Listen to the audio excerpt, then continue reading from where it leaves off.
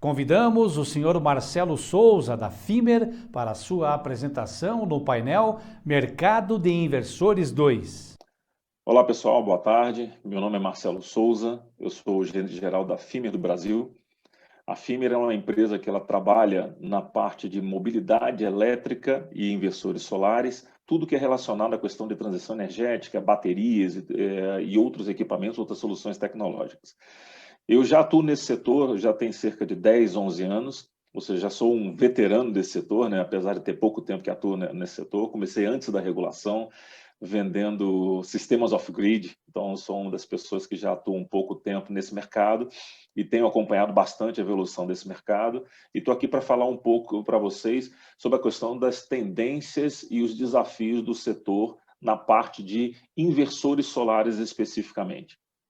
Então, como eu estava mencionando para vocês, a ideia é falar um pouco sobre as tendências e desafios do mercado de inversores solares fotovoltaicos. Primeiro, eu vou falar rapidamente sobre a FIMER. A FIMER, o grupo FIMER, ela é uma empresa, é um player global, tá? É uma empresa italiana. Nós temos presença em 26 países, nos 5 continentes, negócio em mais de 100 países. Nós temos centros de reparos, 3 fábricas, centros de P&D, trabalhamos com a parte de mobilidade elétrica desde 2017. Então, é uma empresa que nós estamos nos posicionando dentro da área de transição energética. A FIMER, ela passou a ser mais conhecida aqui no mercado brasileiro depois de que ela foi anunciada a compra pela FIMER da divisão de inversores solares da ABB, de inversores string, porque a FIMER, propriamente dita, ela já possuía tecnologia de conversão de energia na parte de inversores centrais e, dentre outras tecnologias, na parte de energia. Mas com a aquisição da divisão de inversores solares da ABB, ela passou a ser mais conhecida aqui no Brasil. Falando de Brasil, nós temos uma operação já significativa no Brasil. Nós estamos, a nossa sede comercial, nossa sede Brasil, ela fica em São Paulo, capital.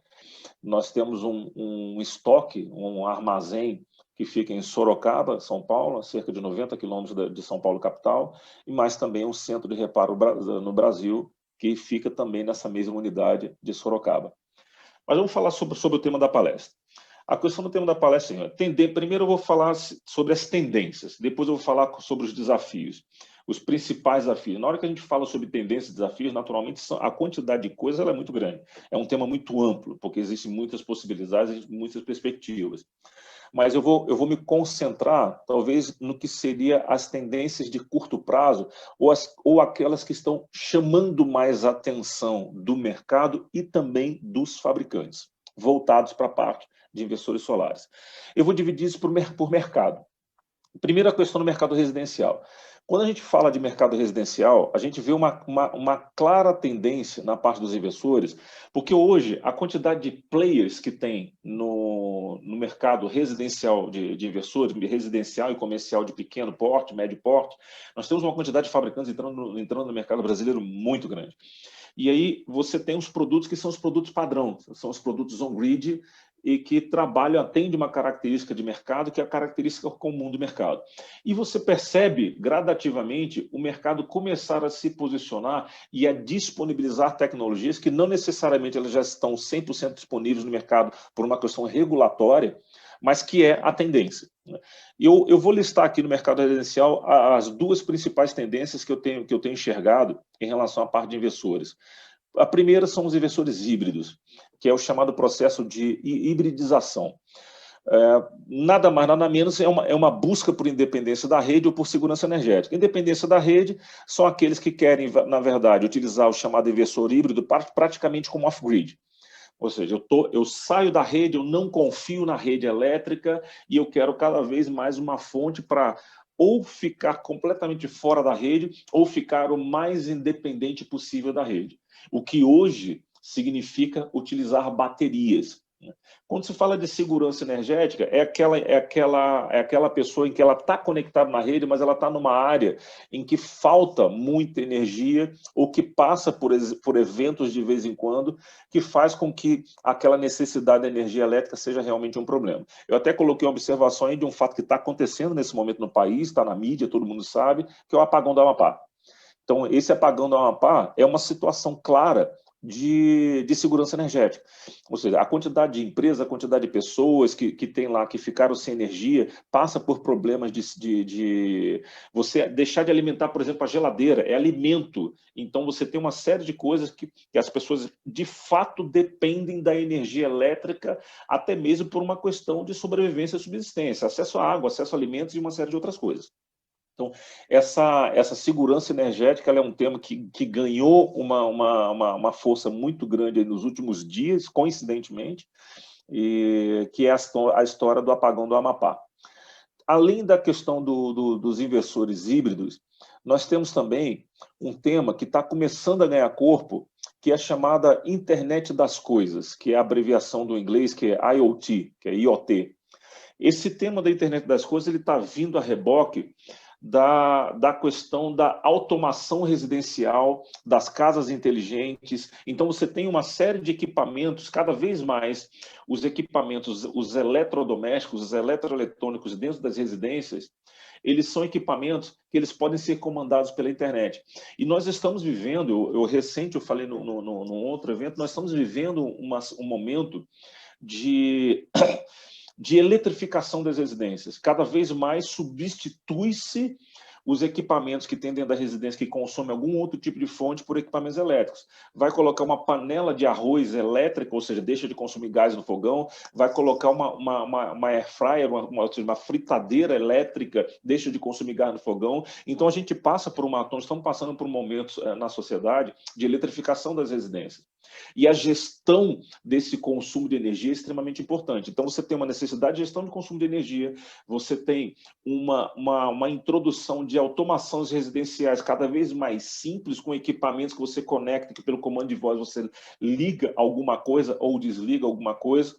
Então, o inversor ele está vindo a reboque disso. Então, é uma das tecnologias que está vindo no inversor exatamente a possibilidade de integrar o inversor nas automações residenciais, nas casas inteligentes, para fazer essa gestão de energia. Dentre outras tecnologias, por exemplo, você tem a questão da exportação de zero de energia. Eu posso, por exemplo, ligar um equipamento para consumir uma energia que, teoricamente, eu iria exportar, e eu faço um controle disso, que é o zero grid zero, aí cada fabricante dá o seu nome, né? Mas a exportação zero de energia que nós temos também na nossa linha. Então, tudo isso, essa internet das coisas é um movimento claro, é uma tendência clara que já está acontecendo e vai ser uma tônica daqui em diante. Então, esse seria, no setor residencial, os dois principais pontos: a hibridização e a internet das coisas. Quando eu subo um pouco a potência do equipamento, aí eu vou para o setor comercial e que eu incluo aí o agronegócio, que é muito forte no nosso país. Quando você vai no setor comercial e setor agro, nós vemos as seguintes tendências. Também os sistemas híbridos, é a mesma coisa. Nós temos também a questão da hibridização, a busca por independência da rede, por segurança energética. Eu coloquei de novo aí a questão do apagão do Amapá. Ou seja, isso afeta o setor comercial, isso afeta o setor agro, um eventual apagão. Então, você perde produção, você perde capacidade de venda, você perde muita coisa. Então, esse tema da hibridização é um tema que, na verdade, faz parte de todos os segmentos do Brasil. E aí você tem um outro, que é a questão do microgrid e integração, que eu coloquei aqui entre fontes limpas, no nosso caso, que tem o agronegócio e sistemas isolados. Pega aí as localidades sem acesso à rede, confiando apenas hoje em geração a diesel, em que você tem todo um trânsito, uma logística de abastecimento. Já passamos há poucos anos pela questão de uma greve de caminhoneiros que afetou, inclusive, o suprimento de combustível. Esperamos que esse tipo de coisa não aconteça mais, mas é um evento totalmente inesperado que aconteceu e nós tivemos problemas seríssimos de suprimento de combustível. Então, essas localidades elas têm um claro problema de logística de abastecimento, porque elas são isoladas, elas não são próximas da cidade. Você tem um agro distante, você tem uma comunidade distante, você tem uma ilha, então você tem na parte de sistemas isolados, a distância atrapalha a logística do abastecimento do diesel. E o agronegócio, por sua vez, a própria sistemática, a própria dinâmica, onde eles estão localizados, às vezes torna complicado o uso da energia ou a implantação da energia ou uma dependência energética naquela localidade. Então, na hora que nesse caso aqui, eu não estou falando da hibridização, Nesse caso aqui, eu estou falando microgrid do minigrid. Então, microgrid e minigrid, você permite instalar equipamentos como o nosso MGS, onde eu tenho bateria, eu tenho fonte solar, eu tenho uma fonte AC. E aí eu faço integração de fontes, inclusive, que pode ter fontes diferentes naquela localidade. Porque além do solar e da bateria, eu permito uma entrada AC, que pode ser o próprio gerador a diesel. Não é esse o objetivo se tratando de fontes limpas, mas é um gerador a biomassa, um gerador a biogás, um gerador a biodiesel, ou até a própria rede elétrica. São soluções que elas podem trabalhar conectadas à rede elétrica ou fora da rede elétrica. E isso ajuda nos locais que são isolados, que têm instabilidade de rede elétrica para a expansão de negócios, ou que buscam alguma coisa de segurança energética, que também vem dessa questão da instabilidade, ou expansão de consumo numa localidade que fica mais difícil, cujo investimento é muito pesado para ter acesso à energia. Quando eu vou aumentando mais ainda o porte do sistema, aí eu vou para a geração industrial, pode ser ainda nível GD ou centralizada, os temas principais são armazenamento e segurança de rede. A questão da segurança de rede, operacionalidade de rede, significa instalação de sistemas que vão atuar nos serviços ancilares, tá? Fator de potência, controle de fator de potência, de frequência, de tensão de rede, ou seja, vão ajudar a rede da concessionária em função da própria intermitência natural das fontes renováveis que estão entrando massivamente no grid, solar, eólica principalmente. Então, essas fontes elas trazem uma necessidade de equilíbrio da rede. E aí é um tema muito forte hoje em dia, você ter a questão do armazenamento de energia para ajudar nesse equilíbrio da rede, nessa operacionalidade da rede. E um outro ponto que o armazenamento também traz é a questão do armazenamento para controle do despacho de energia, em que eu armazeno energia no momento em que eu não estou precisando dela inteira para utilizar no momento em que eu preciso de mais energia, em que o sistema meu de geração não está funcionando. Então, ou seja, eu consigo controlar o momento em que eu estou utilizando essa energia.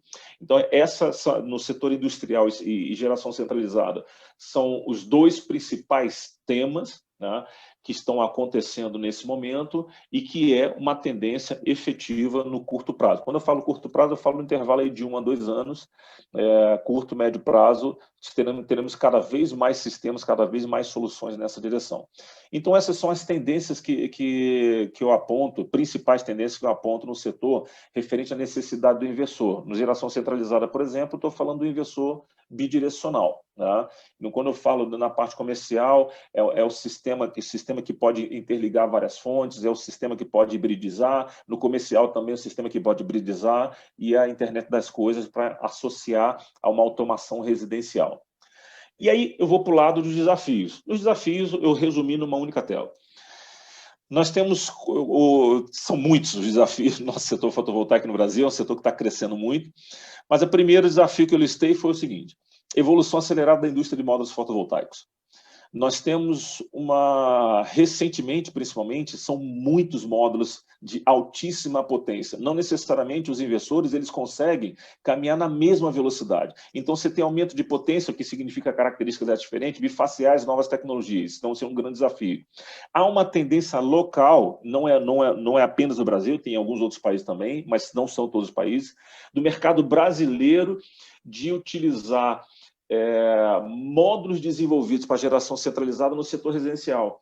O inversor residencial, ele não é trabalhado globalmente para atender módulos de altíssima potência, mas o brasileiro, o instalador brasileiro, quanto maior a alta potência do módulo, mais ele quer, e os distribuidores vão nessa linha. Isso vai causar um problema no curto e médio prazo, porque os inversores eles normalmente são produtos globais e não necessariamente o inversor residencial ele vai ter condições de trabalhar com os módulos de altíssima potência. Nós temos a questão das diferentes redes no país, exigências das distribuidores, isso é um desafio para os fabricantes de inversores, que é o tema da conexão e as variações de rede, e nós temos um outro ponto muito importante, que é o aumento expressivo e rápido do número de instaladores fotovoltaicos no país. Eles são geograficamente espalhados e a gente gera um problema de capacitação para saber lidar com o produto. Né? Então, esses diria que são os dois, não são os únicos, principais desafios da indústria de inversores no segmento solar no Brasil. Agora eu vou voltar a falar um pouco de FIMER. Nós temos, então, a nossa divisão de solar, que é a principal, que envolve também a parte de bateria. temos mais de 11 gigawatts de capacidade de fabricação anual, mais de 46 gigawatts global de base instalada. Nós trabalhamos em todos os segmentos, todos os setores, desde projetos abaixo de 10 kW a projetos acima de 5 MW, geração centralizada, projetos híbridos, on-grid e off-grid. Nós temos também a divisão de mobilidade elétrica, onde já temos esse número, na verdade, já ultrapassou isso, esse é o número de final de 2019. Nós já temos aí mais de 26 mil estações de carregamento de veículos elétricos instaladas globalmente, e aonde temos também, desde o residencial até as cargas rápidas nas estradas. Então, essa é a estrutura da FIMER, atuando tanto na parte de energia quanto na parte de mobilidade elétrica, no intuito de ser um player no setor de transição energética. É isso, esse é o recado, é rápido, curto, que eu gostaria de passar para vocês, sobre os desafios e as tendências no setor de energia solar, especificamente voltado para a parte de inversores solares. Muito obrigado. Agradecemos o senhor Marcelo Souza da FIMER por sua apresentação.